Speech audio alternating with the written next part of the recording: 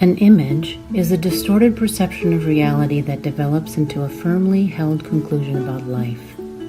It's usually formed in childhood. An example that may be more true for boys is that the display of emotion, especially warm feelings, is a sign of weakness and will lead to one's being hurt. So how does this work?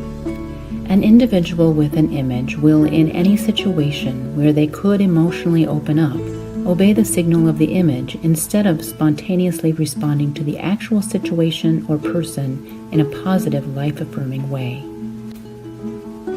How about you? What's an image you hold about yourself or life in general that's distorted? It can be positive, negative, or neutral.